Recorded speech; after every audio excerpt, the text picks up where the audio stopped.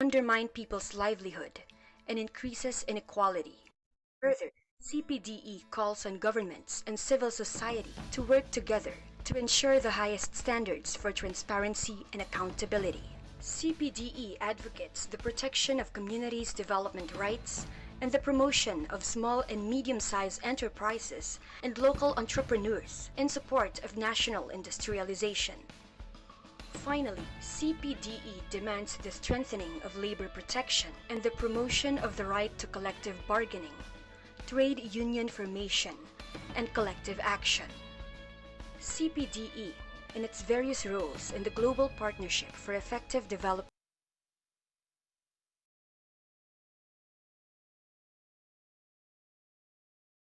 Pensons à reconstruire nos sociétés, qui ont été ravagées non seulement par le Covid, mais aussi par les crises de notre ordre mondial. 2022 est également une année importante pour le POED. Elle marque la décennie de travail de la plateforme pour une coopération efficace au service du développement. Cette année, sortant de la pandémie, nous prenons toutes les mesures pour rebondir et retrouver l'élan de notre plaidoyer et la mise en œuvre de nos programmes. Cette année, nous avons l'intention de réaliser pleinement notre travail au niveau des pays. Faire en sorte que le programme de coopération au développement soit efficace au niveau local, là où cela compte le plus. Nous avons depuis lancé des matériels de renforcement des capacités pour les organisations de la société civile. Un premier temps fort pour célébrer nos 10 ans d'existence. Il y a 10 ans, des dirigeants d'OSC du monde entier ont lancé le POED. La mission était de promouvoir l'efficacité du développement dans tous les domaines de travail, tant le nôtre que celui des autres, guidés par une approche fondée sur les droits humains. En 2022, beaucoup sont encore sous le choc de l'impact sur leur vie et leurs moyens de subsistance. Le défi qui nous attend est de taille. Mais en faisant progresser une coopération efficace au développement, nous pouvons contribuer à assurer une reprise juste, inclusive et durable. Alors que nous célébrons les 10 ans d'accomplissement de cette mission, nous espérons renforcer notre détermination à faire progresser le leadership, les positions et les actions des OSC en matière d'efficacité du développement. Nous y parviendrons grâce à des partenariats multipartites soutenus dans différentes arènes politiques, à la recherche d'un consensus fondé sur des principes et à un travail de plaidoyer systématique, en accordant une attention particulière aux besoins du Sud. Nous nous réjouissons à l'idée de vivre d'autres années de solidarité avec vous et vos circonscriptions en matière de plaidoyer et de pratique d'une coopération au développement efficace. Puisse cette 10e année être pleine de sens.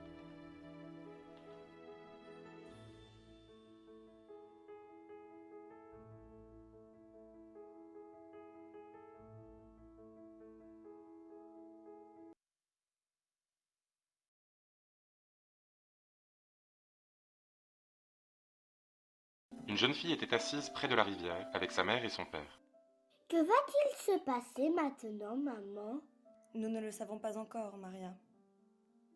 Nous pourrions perdre cette rivière. Nous pourrions perdre cette forêt. Pourquoi? Ils disent que nous devons céder la place au progrès. Il y a quelques mois, plusieurs hommes de la ville sont venus leur annoncer la bonne nouvelle. Votre ville sera un site de progrès. Le projet, affirmait-il, est la réponse à la demande croissante d'électricité du pays. Fini les coupures de courant, ont-ils dit. Leur village, à Lautaro, fera partie d'un projet de développement. La centrale hydroélectrique est une co-entreprise entre le gouvernement et une grande société. Mais les parents de Maria ont vite appris ce que cela signifiait. Le projet inondera environ 5900 hectares de forêt, de vallées fluviales et de terres agricoles. Ce projet de méga-barrage au Chili n'est pas le premier du genre. Au Cameroun, au Népal, aux Philippines, en Inde, aux États-Unis et dans bien d'autres endroits du globe, les populations ont dû faire face à des menaces pour leur communauté, au nom de programmes de développement impliquant généralement le secteur privé.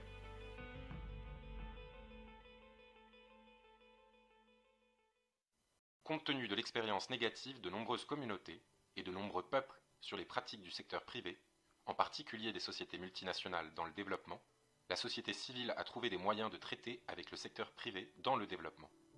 L'année dernière, les organisations de la société civile, dans le cadre du partenariat des OSC pour l'efficacité du développement, POED, ont demandé à tous les acteurs du développement de veiller à ce que le secteur privé adhère aux principes de l'efficacité du développement et aux normes en matière de droits humains, de travail décent, de transparence et de responsabilité. Plus précisément, le POED demande aux entreprises de se conformer aux lignes directrices établies par l'Organisation internationale du travail, les Nations unies et l'OCDE. Le POED affirme que les États doivent jouer un rôle central dans la fourniture de biens et services publics et pour la protection sociale universelle. Concrètement, le POED propose de mettre fin au financement du développement pour les entreprises qui privatisent les services sociaux de base, sapent les moyens de subsistance des populations et augmentent les inégalités. En outre, le CPDE demande au gouvernement et à la société civile de travailler ensemble pour garantir les normes les plus élevées en matière de transparence et de responsabilité. Le POED préconise la reconnaissance et la protection des droits au développement des communautés, ainsi que la promotion des petites et moyennes entreprises et des entrepreneurs locaux, afin de soutenir l'industrialisation nationale. Enfin, le POED demande le renforcement de la protection du travail et la promotion du droit à la négociation collective, à la formation de syndicats et à l'action collective.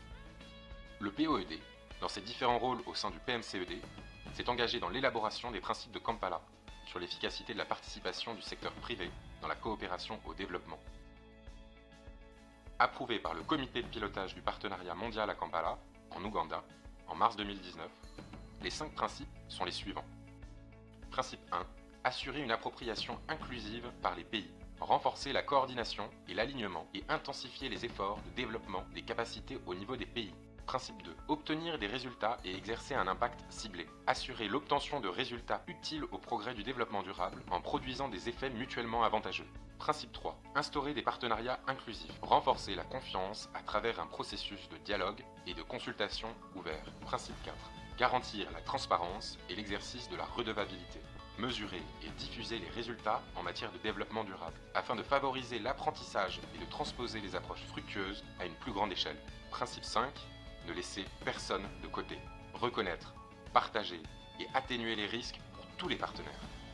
Le POED a salué le développement des principes de Kampala comme une étape vers un engagement plus efficace et responsable du secteur privé dans la coopération au développement. Néanmoins, le POED affirme que le PNCED doit évaluer la mise en œuvre et les implications de la nature volontaire des principes de Kampala, la poursuite du financement mixte et d'autres arrangements de levier cohérents avec les principes d'efficacité du développement, le travail, la redevabilité et d'autres normes internationales des droits humains. Le POED est d'avis que ce n'est qu'en changeant la réalité des communautés, comme celle de Louisa, que des normes mondiales, comme les principes de Kampala, peuvent avoir une réelle signification.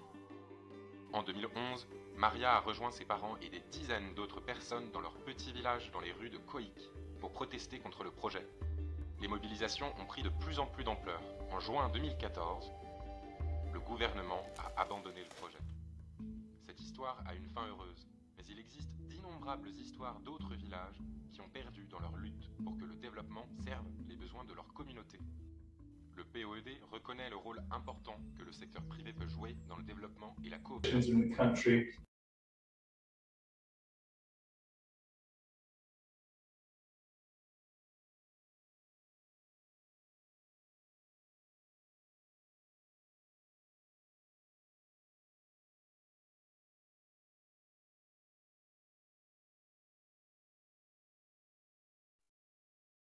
L'objectif 5, nous voyons que beaucoup d'avancées n'ont pas été réalisées.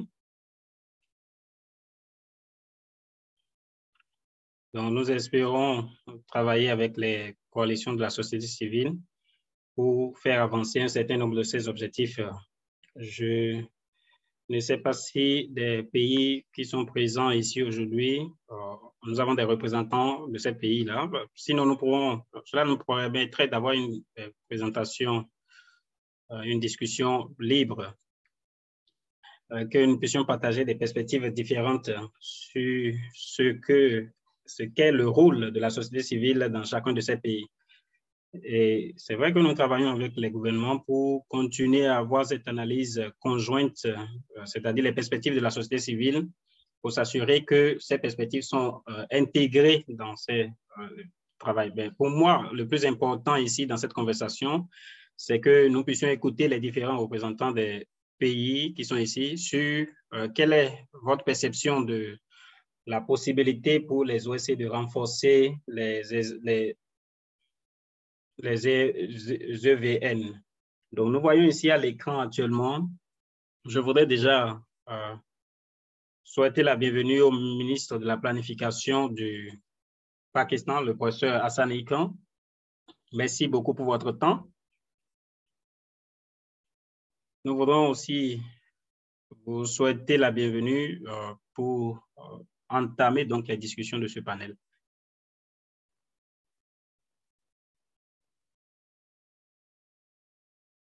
Mesdames et messieurs, bonjour. Je voudrais remercier les organisateurs pour ce forum.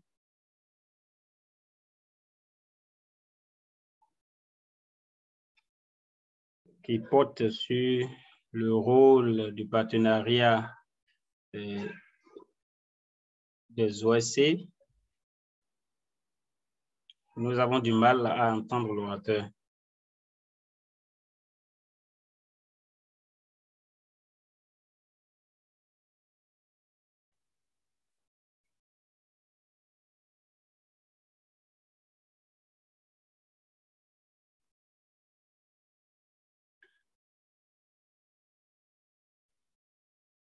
Nous avons du mal à entendre l'orateur.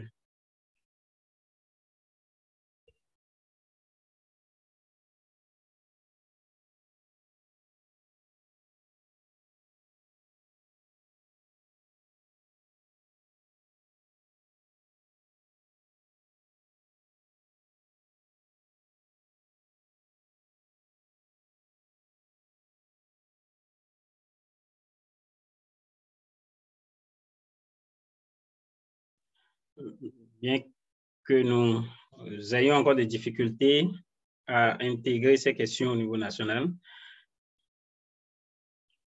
nous voyons que plusieurs autres réseaux ont des difficultés similaires. Par exemple, créer de l'espace pour le secteur privé. Et ceci sera un élément clé pour avancer sur les ODD à l'horizon 2030. L'un des principaux défis pour nous aujourd'hui, c'est de faire face à différents types de défis tout en saisissant les différentes opportunités qui se présentent à nous. L'objectif des examens nationaux volontaires, c'est d'évaluer le niveau d'avancement des pays dans l'atteinte des ODD. Le Pakistan a lancé son examen en consultation avec des parties prenantes en 2014. Nous sommes restés en contact avec les acteurs qui travaillent dans le domaine du développement durable. Et nous avons inclus dans notre examen tous les objectifs de développement durable. Et après l'adoption des objectifs de développement durable, nous avons été l'un des premiers à adopter les ODD comme programme de développement. Nous avons créé l'appropriation au niveau national et nous avons immédiatement aussi organisé un sommet gouvernemental où nous avons invité tous les partenaires du gouvernement au Pakistan pour leur permettre de s'approprier les objectifs de développement durable. Dans le même sens, nous avons organisé des ateliers avec les médias pour parler toujours de ces questions. Nous avons aussi mobilisé la société civile à travers des réunions au cours desquelles les ODD étaient au centre de l'attention. Dans le même sens, une initiative que nous avons réalisée, c'est que nous avons commencé l'association des jeunes pour les objectifs de développement durable dans toutes les universités dans la région. Donc, ce sont des jeunes qui sont l'avenir donc de notre société, s'approprient donc les questions d'ODD. Donc, de nouvelles initiatives, de nouveaux projets ont été lancés aussi dans ce domaine qui ont été réalisés pour mobiliser les parties prenantes au niveau local et national. Nous avons réalisé un examen national important dans lequel le programme pour le développement à l'horizon 2030 dans le contexte pakistanais a été pris en considération. Mais actuellement, nous faisons face à des difficultés sérieuses à cause de la guerre en Ukraine, des difficultés dans l'approvisionnement. Et donc, pour faire face à ces défis, nous avons lancé une coalition d'acteurs clés dans tous les secteurs pour pouvoir développer une stratégie qui pourrait permettre à notre économie d'être plus résiliente et aussi faire accélérer la mise en œuvre des initiatives visant à l'atteinte des objectifs de développement durable. Je vais juste dire ici que mobiliser la société civile, c'est important pour vraiment atteindre les objectifs de développement durable parce que cela accroît l'appropriation au niveau national. Les pouvoirs publics, la société civile, le secteur privé, tous ces acteurs sont importants.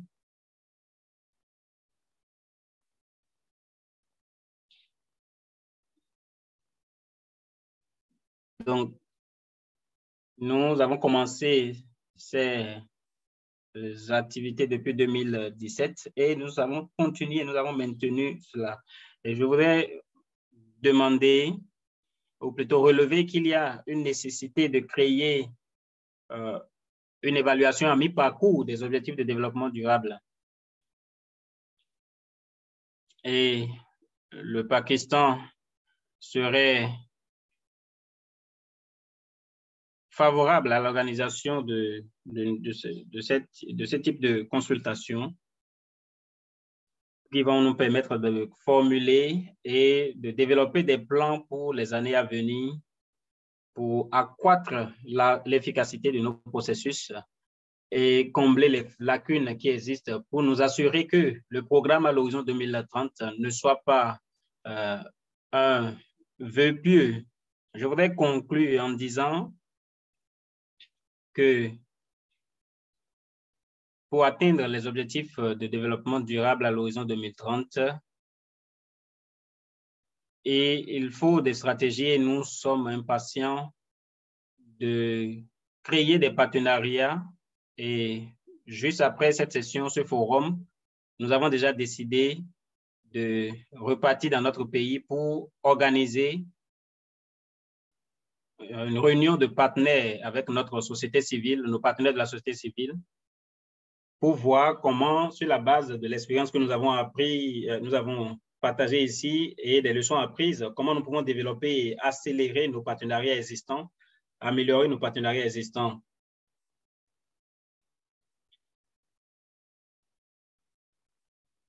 Une initiative importante que nous avons lancée récemment, nous avons créé un réseau de champions du secteur privé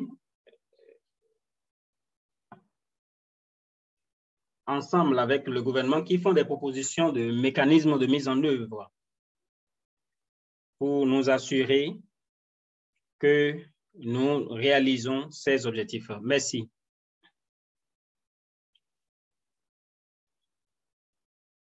Merci pour cette introduction. Je reviens donc maintenant au premier point de notre ordre du jour et je voudrais juste nous rappeler qu'il y a des opportunités pour nous de créer des collaborations. Maintenant, nous allons aller au Ghana. Nous avons Kojo Ernst Adankwa.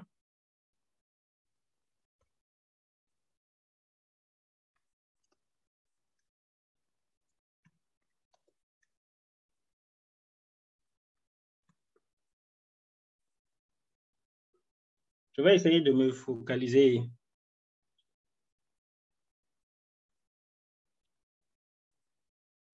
Nous avons déjà un plan de développement au niveau national.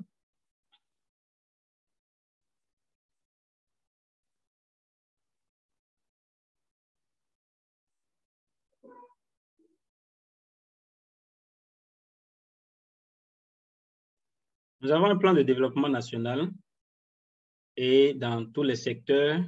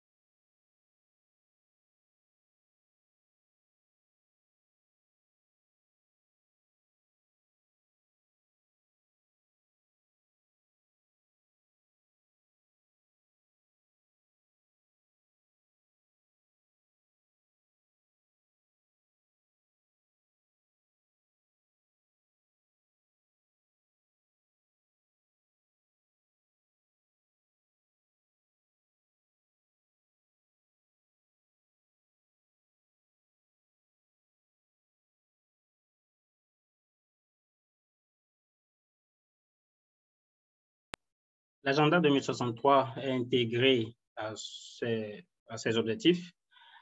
Par exemple, en termes d'activité et aussi du système d'évaluation.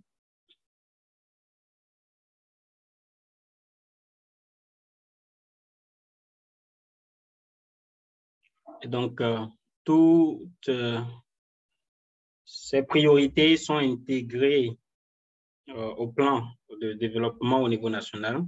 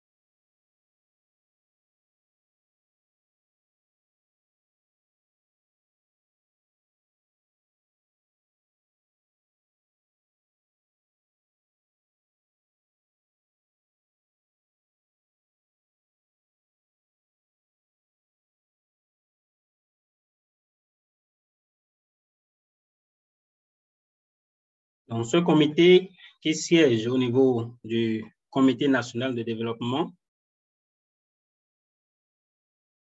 fait des propositions en ce qui concerne la réalisation des ODD. Et il y a un représentant des différents secteurs, des jeunes, aussi bien que des femmes qui sont représentées dans ce comité. Et nous avons commencé déjà par analyser les données qui sont collectées par ces acteurs pour identifier des domaines dans lesquels nous avons des lacunes et des domaines dans lesquels nous avons des leçons à prendre. Nous avons commencé déjà au travers du comité national le comité national de planification du développement, et il y a donc des engagements au niveau du pays, au niveau des différentes institutions. Et donc, chaque acteur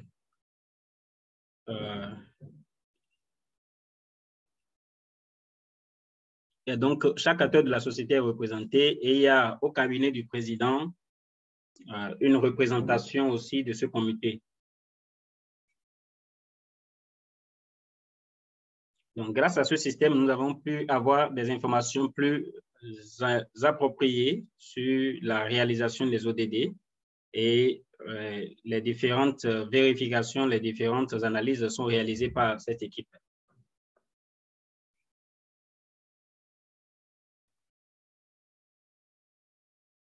Et donc, après la collecte des informations, nous essayons aussi d'avoir des analyses de ces informations. Nous essayons de faire passer ces informations au niveau des différents groupes, c'est-à-dire le groupe jeunesse, le groupe femmes, ainsi de suite. Et les commentaires viennent de tous ces groupes pour maintenant développer le rapport final. Et le rapport final est envoyé au Comité national de développement qui associe les partenaires au développement. Et cela sera donc approuvé à ce niveau, et cela sera envoyé aux différents ministères, aux différents secteurs. Les directeurs de cabinet vont maintenant analyser ce rapport. Et s'il y a des problèmes, ils reviennent donc à notre niveau pour avoir des rétroactions venant de nous, que ce soit des rétroactions négatives ou pas. Donc, et pour finir, le rapport va au niveau du cabinet du président, et ensuite le comité national de planification du développement approuve cela. Et donc, voici à peu près le processus d'établissement de nos rapports DNV au niveau du Ghana. Je vais dire qu'avec la COVID-19, il y a eu un peu de changement.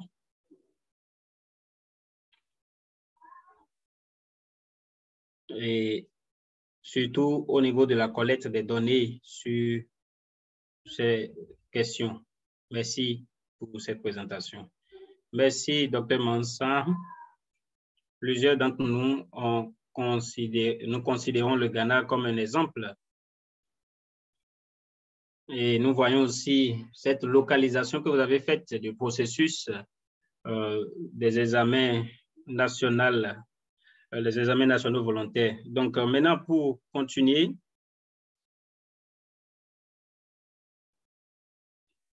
nous allons donner la parole au délégué de la République suisse. Il nous a été dit que si vous pouvez parler un peu plus proche du micro, ce serait bien. Merci. Mesdames et messieurs, chers collègues, je suis très heureuse d'être ici ce matin pour parler de cette question dont, quand nous parlons de ces questions des ZNV, en considérant les différentes perspectives et les discussions que nous avons, cela nous permet d'avoir plus d'avancer en fait, parce que la diversité d'opinions, c'est ce qui nous permet d'avancer, c'est ce qui fait avancer les communautés en général. J'ai écouté tout ce qui a été dit. Je voudrais parler de 4 points ici, comme nous parlons des GNV. Pourquoi est-ce que nous faisons cela? Comment est-ce que nous faisons cela? Et qu'est-ce que nous pouvons améliorer? Donc, cela constitue un processus pour nous. Nous avons développé un outil numérique de collecte et de partage d'informations. Les GNV, ce ne sont pas que des rapports, mais aussi des visions stratégiques,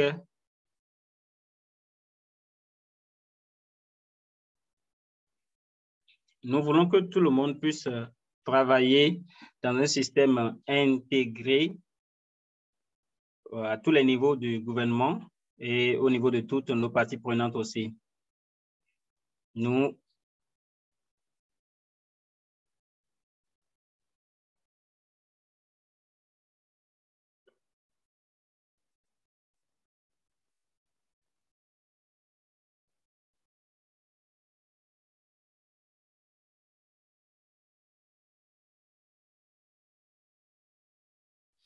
Dans cet outil, nous savons qu'il y a la possibilité de présenter toutes les activités. Nous avons voulu donner la possibilité de dire qui contribue à la mise en œuvre et comment pouvons-nous utiliser cela pour optimiser notre processus de NV. Il y a également la possibilité de souligner les défis et de proposer les perspectives à prendre pour avancer. Pourquoi avoir opté pour la méthode que nous avons choisie? Et nous avons dû utiliser un dictionnaire. Nous avons opté pour une approche large pour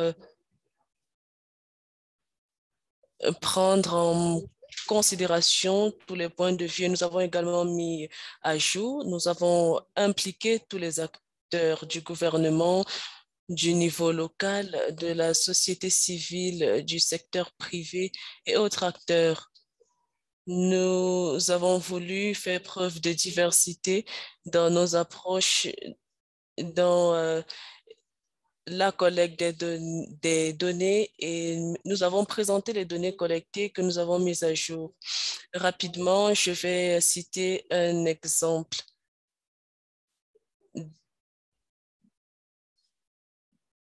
d'activité que nous avons utilisée et qui est complémentaire. Il s'agit de l'ODD 9.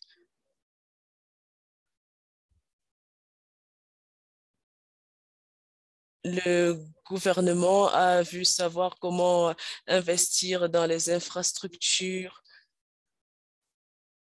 pouvait aider et la société civile a mené une étude de faisabilité et pour voir combien ceci pourrait être utile. Alors, qu'avons-nous fait différemment et que pouvons-nous faire mieux? Que pouvons-nous tous faire mieux? Je pense qu'il serait important d'identifier les barrières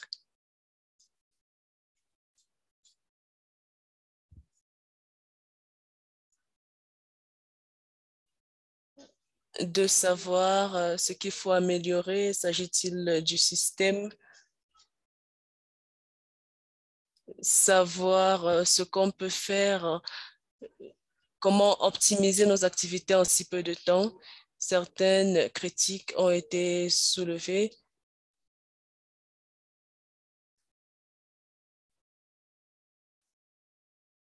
Comme je l'ai dit, notre ENV n'est pas simplement un rapport du gouvernement, mais également de la société civile. Autre recommandation, il faudrait conjuguer les efforts. Il faudrait que les efforts soient concertés. C'est ce dont nous avons besoin à terme. Nous travaillons tous pour atteindre le même objectif, celui de mettre en œuvre les ODD et donc il faudrait agir en synergie. toute contribution est la bienvenue. Le rapport de la société civile est important, de même que les rapports d'autres groupes.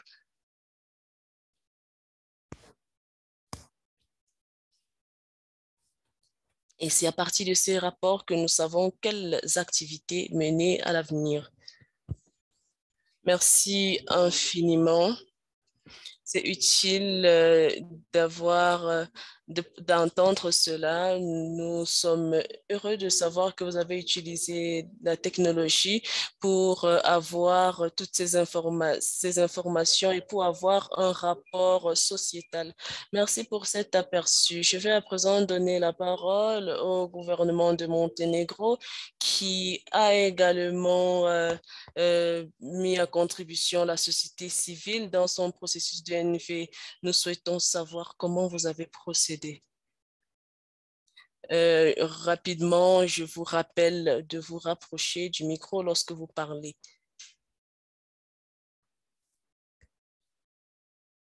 Merci infiniment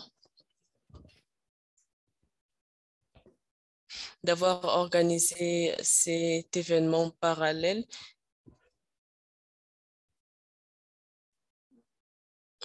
Je dirais que nous avons intégré le programme 2030 dans nos plans stratégiques sous la bannière de notre plan stratégique. Nous saisissons toutes les opportunités qui nous sont offertes pour préparer les examens nationaux volontaires.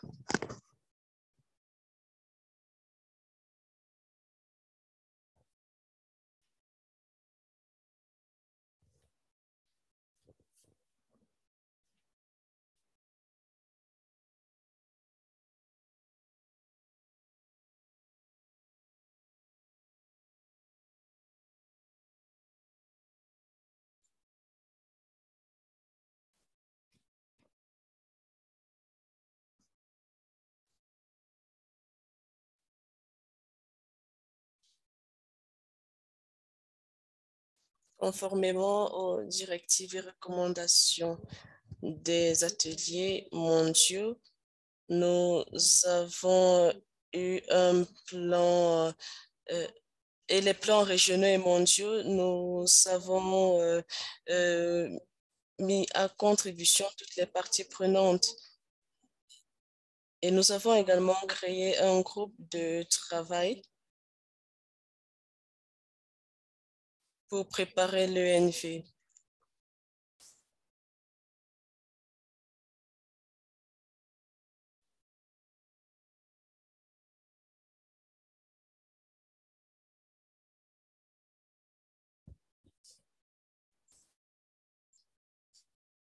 Toutes les consultations se sont faites au niveau régional et national. Et les différentes parties prenantes y ont pris part, y compris le secteur privé.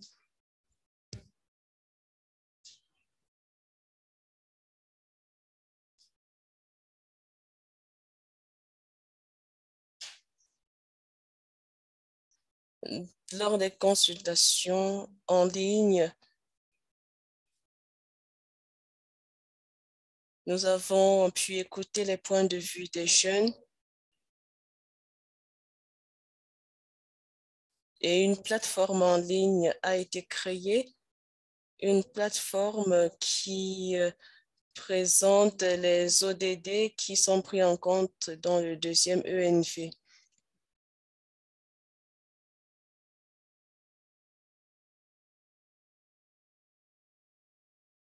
La société civile a pris part à la préparation du deuxième ENV et nous nous sommes assurés que les recommandations de l'ODD 2 faisaient partie de cette ENV.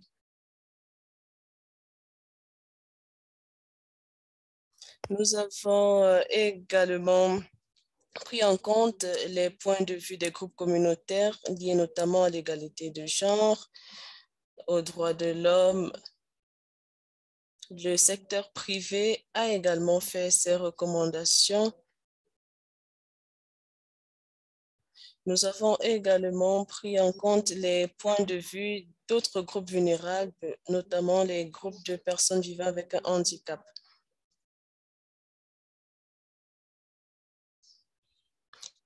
Comme recommandation, l'approche de développement durable devrait être de mise. Elle devrait permettre d'identifier les besoins et les mesures à prendre pour assurer le bien-être des populations. Nous avons également examiné l'impact de la COVID-19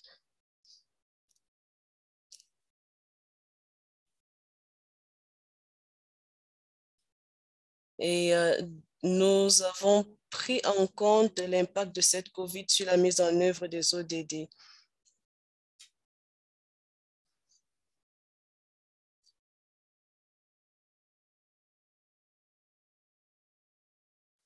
La présentation de l'ENV sera faite demain et notre ENV est prêt depuis le 9 juin 2022. Merci infiniment.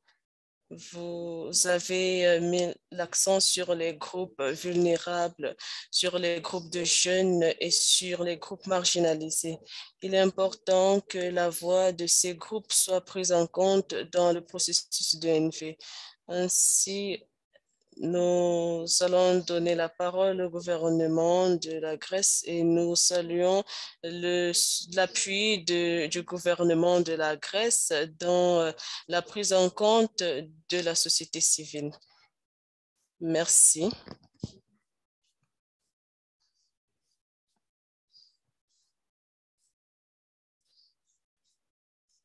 Chers collègues, Excellences, c'est un plaisir pour moi d'être ici aujourd'hui.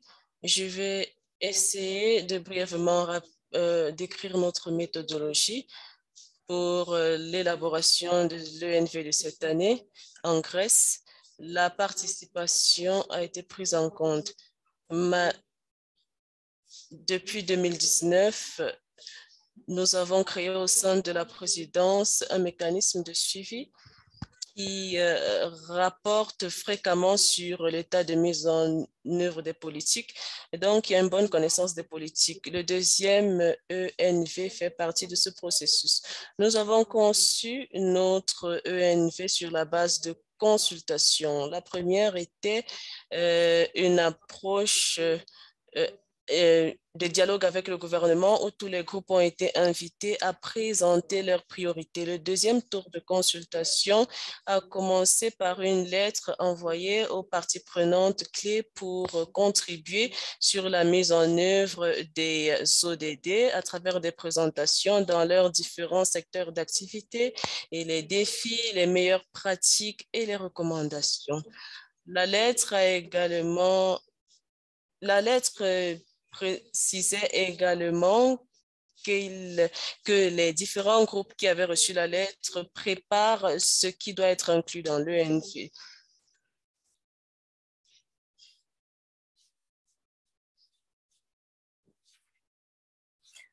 S'agissant de la société civile comme partie prenante, c'était la première fois que le gouvernement grec entreprend de dialoguer avec la société civile et ceci a été très bien accueilli. Nous nous sommes rendus compte que tout le monde était prêt à partager leurs opinions. Que tout le monde, certaines organisations étaient réticentes, mais c'est un bon début parce que plusieurs OSC ont pris part au processus de l'ENV.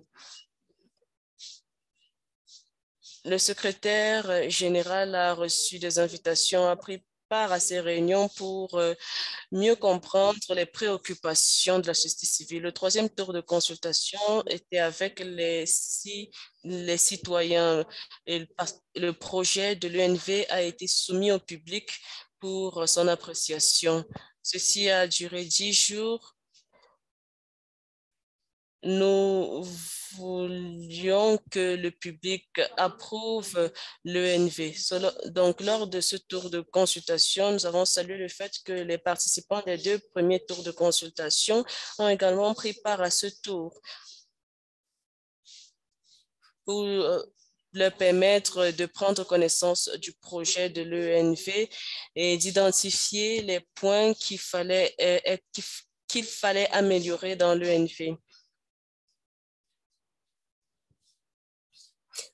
Les citoyens et les ONG ont pu prendre connaissance du processus d'ENV et de contribuer à ce processus. Les 3 tours de consultation étaient informels pour mettre en contribution le gouvernement et les citoyens. C'était le moyen de créer une relation étroite et de renforcer les liens visant à mettre en œuvre les ODD parce que nous nous sommes rendus compte que nous avions besoin de mieux travailler sur cette structure. Comme plusieurs pays, nous avons cette culture de groupe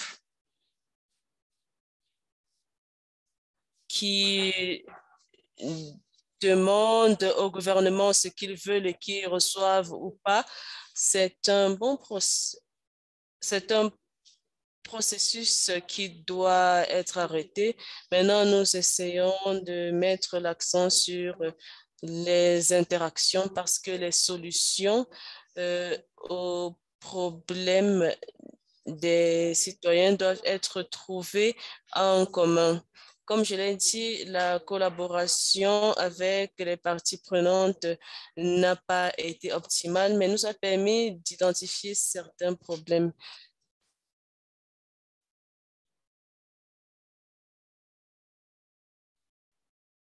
Le gouvernement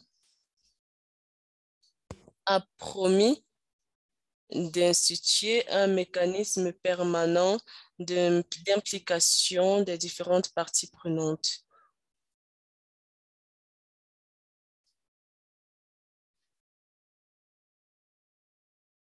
Avoir un mécanisme permanent doit être fait progressivement et avec attention. Parce que si un plan stratégique est indurable, il ne fera que créer des pertes.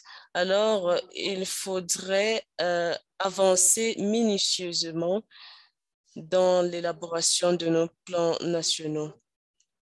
Comme plusieurs d'entre vous le savez, la Grèce est en train de se remettre d'un passé économique turbulent qui a également créé de l'instabilité politique. Nous sommes en train de nous remettre. Il est facile de rechuter, raison pour laquelle nous voulons trouver des solutions durables pour nous permettre de tourner ce chapitre. Nous sommes en train de délibérer sur la feuille de route de ce mécanisme de reprise et ce que je peux vous dire est que nous souhaitons avoir un mécanisme institutionnel durable. Ce sera une plateforme de communication d'information. Nous sommes encore en train d'y travailler. Nous allons également travailler en secteur compte tenu des priorités. L'emphase sera mise sur la représentation. Nous souhaitons être ouverts, mais en même temps, nous ne voulons pas avoir un système de discussion casuel ou juste sur papier, mais nous souhaitons avoir un véritable dialogue. Nous allons améliorer la possibilité de dialogue, de représentation. Les parties prenantes ont été invitées à discuter d'un cadre.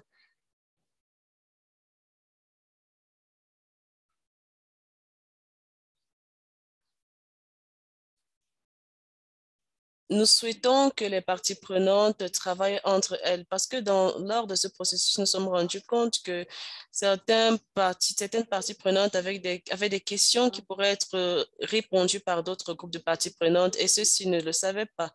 Et donc, ce mécanisme ne doit pas être l'apanage du gouvernement parce qu'il doit savoir ce que toutes les parties prenantes veulent.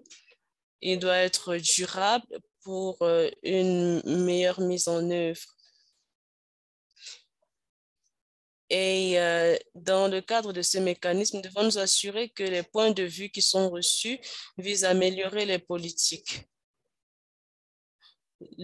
C'est un mécanisme qui sera également suivi de manière quotidienne par la coordination du secrétariat.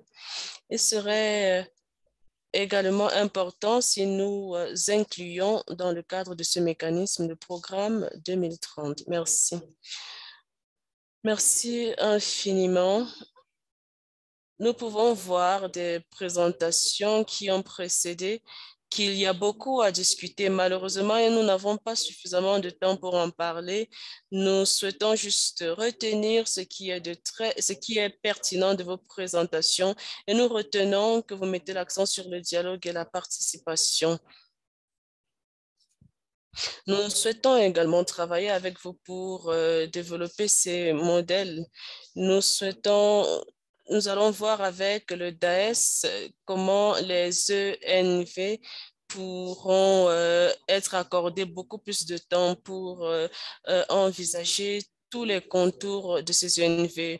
Je vous remercie, cher gouvernement, pour ces interventions intéressantes. Merci de nous avoir présenté des modèles concrets. Je, et je salue le fait que la société civile soit également mise à contribution. Nous n'avons pas beaucoup de temps. Nous allons donner la parole à Joséphina qui va modérer la deuxième partie de cette session. Merci. J'espère que vous arrivez à m'entendre. J'encourage chacun d'entre vous à parler, à vous rapprocher du micro lorsque vous parlez.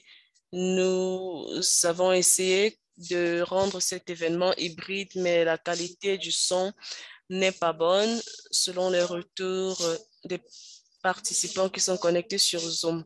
Avant de poursuivre rapidement, je dirais que les efforts du POED de rassemblement du feedback de la société civile sur l'amélioration de l'implication de la société civile dans les processus de d'ENV.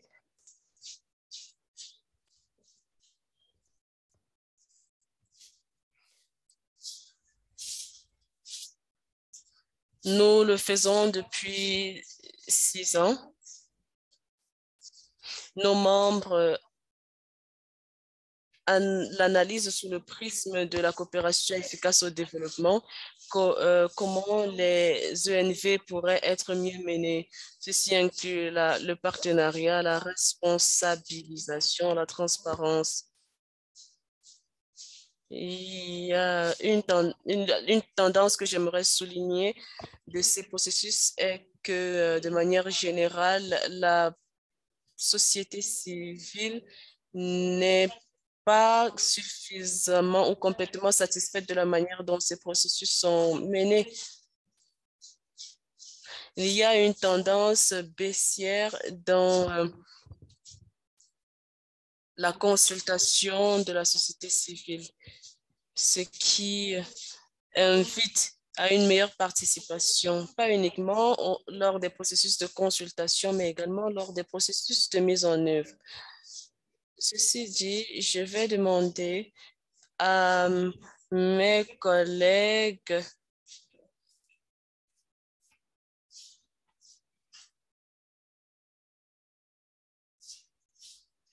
de prendre la parole.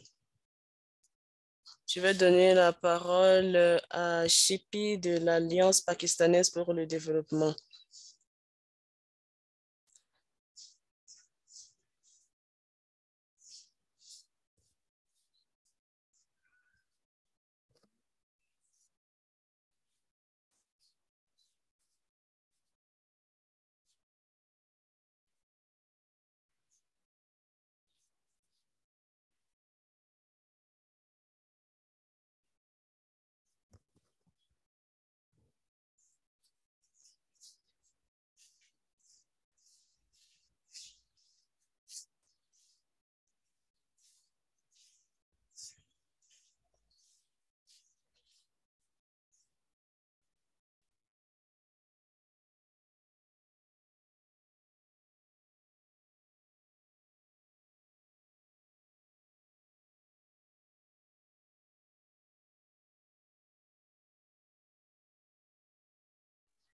Notre association comporte 15 organisations de la société civile au Pakistan.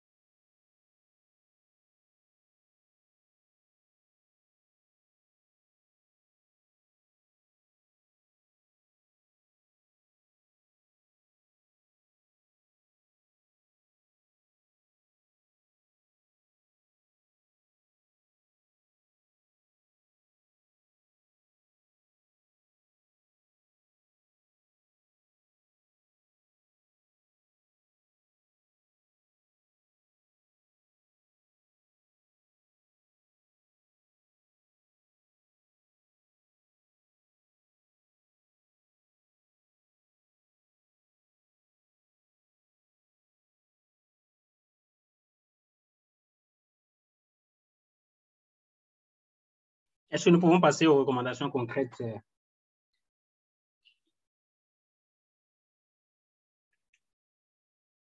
Donc, dans cette présentation, dans notre rapport,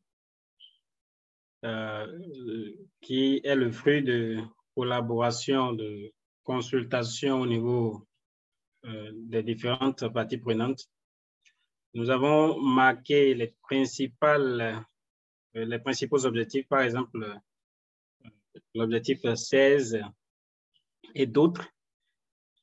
Et nous avons essayé de présenter la situation. Par exemple, il y avait des défis sur le domaine de l'éducation. Et donc, dans le rapport de progrès, le rapport d'étape, nous avons essayé de relever ces questions parce que les ODD, ou plutôt le rapport sur les ODD était un peu subjectif. Ça aurait été peut-être mieux de le concevoir dans un format plus différent.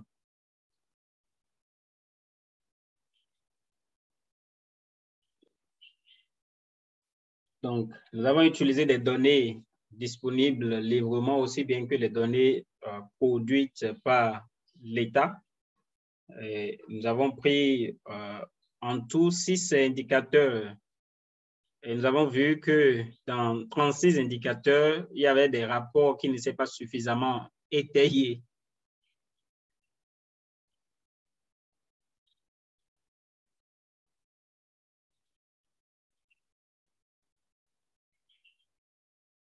En ce qui concerne la budgétisation des questions du genre,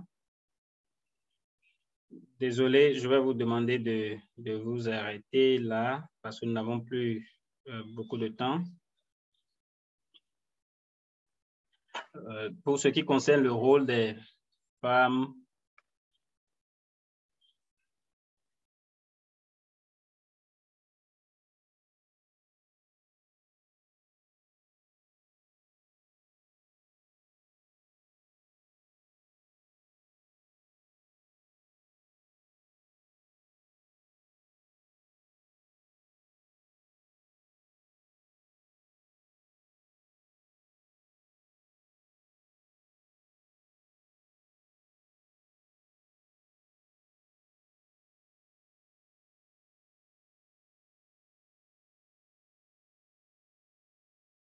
les 2 ou 3 recommandations que je pourrais formuler. Désolé, je serai obligé de donner la parole à quelqu'un d'autre.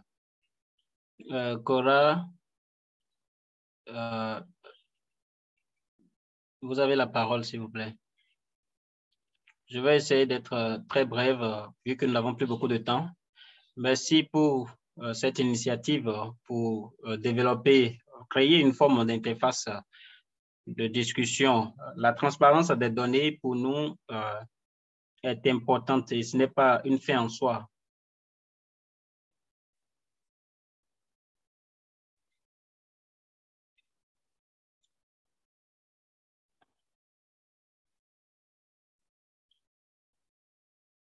J'ai à peu près 6 points à relever, mais je vais parler de 3. Premièrement,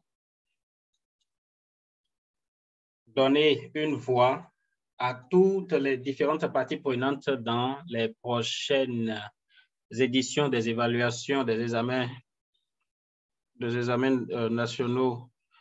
Et parce que vous voyez, il faudrait développer un système par lequel toutes ces parties prenantes puissent être prises en considération et encourager les gouvernements à associer ces différentes parties prenantes à leurs différentes activités dans la stratégie, dans la planification aussi bien que dans la mise en œuvre. Mon deuxième point, c'est de s'assurer qu'on inclut des participants dans le système de ces examens parce que nous voulons évaluer le progrès dans ces domaines-là. Et les gouvernements, dans leurs actions, ont besoin donc de ces acteurs, ont besoin des rétroactions de ces acteurs. Et le dernier point que je voudrais relever, c'est d'essayer de nous assurer que ces données sur le programme à l'horizon 2030 soient véritables et soient perceptibles sur le terrain aussi. Nous voulons nous assurer que les parties prenantes puissent contribuer autant que faire se peut. Merci, désolé, je ne pourrai pas en dire plus. Je vais maintenant donner la parole à notre collègue du Cameroun. Merci.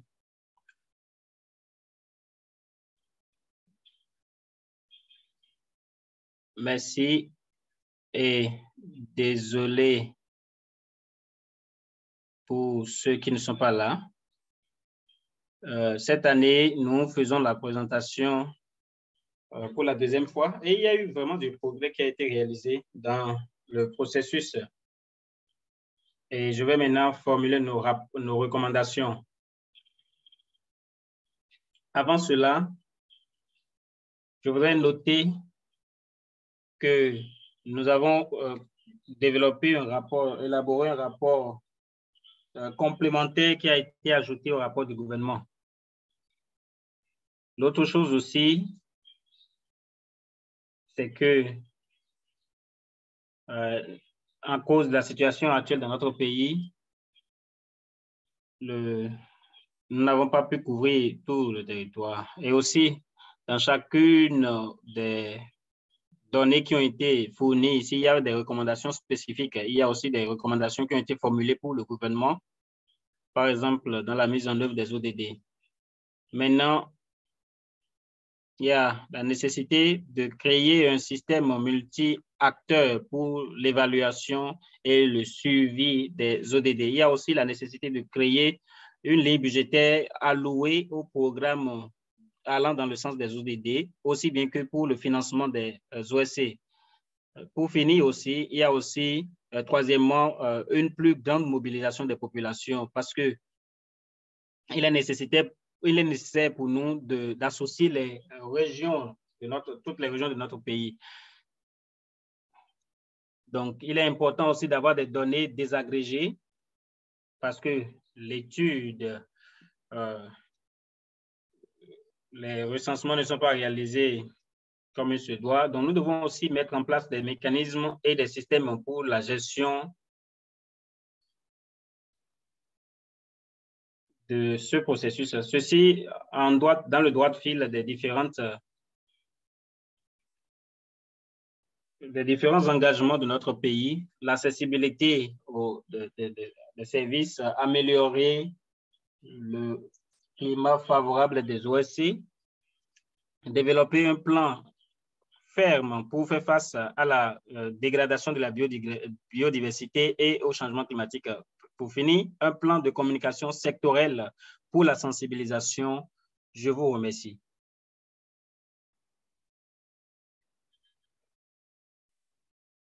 Je vais maintenant donner la parole à notre dernier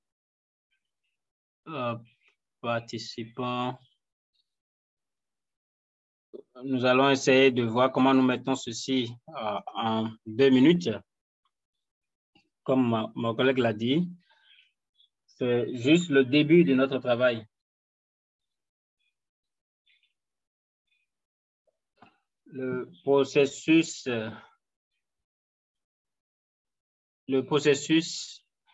des ENV doit être amélioré. Donc,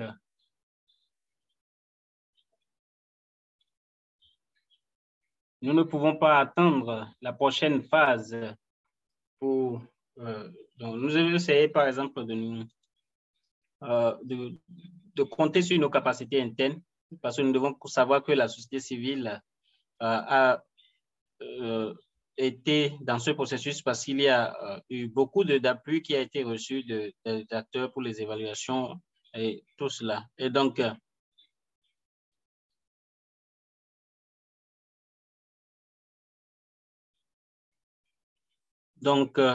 ce tableau de bord que nous utilisons dans cette évaluation pour convaincre les organisations à participer. Parce que si la société civile contribue, c'est un ajout de valeur. Et quand nous faisons cela, nous planifions de continuer à mettre en œuvre ce type de méthode.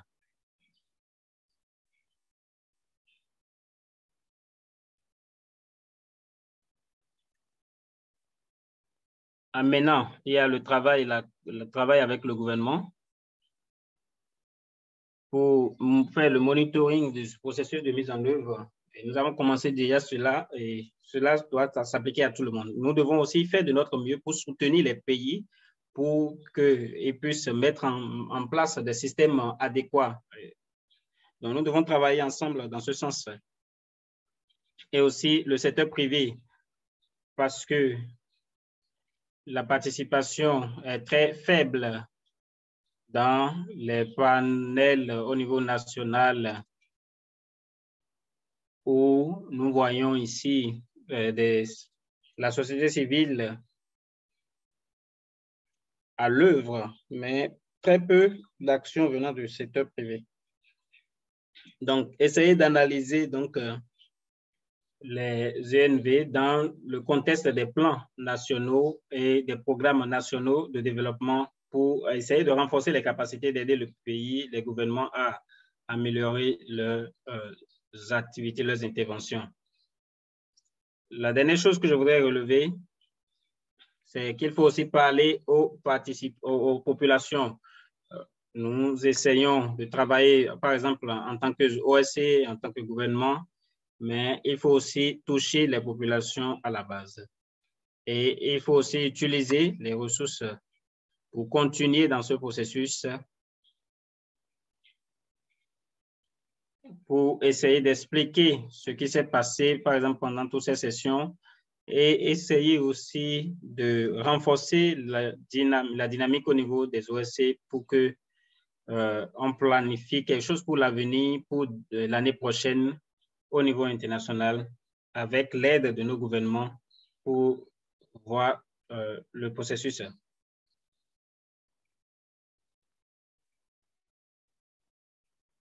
Donc, si cela se fait, si l'opportunité se présente, saisissez-la. Merci.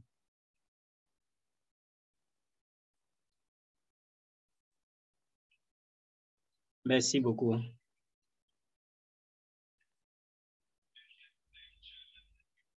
Merci et désolé parce que nous n'avons pas beaucoup plus de temps. Ça fait plaisir d'avoir tout ce beau monde dans la session, dans la salle pour cette discussion. Et ça aurait été bien de pouvoir faire participer tout le monde.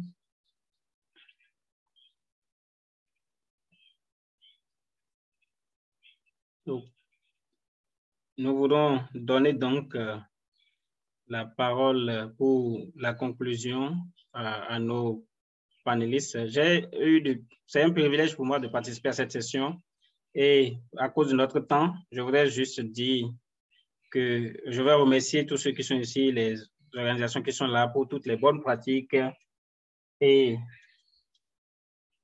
les pratiques de mise en œuvre du programme à l'horizon 2030. Ceci, c'est les intérêts de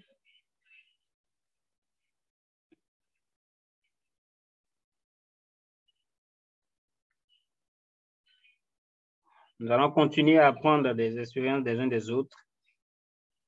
Et merci à tout le monde. Merci.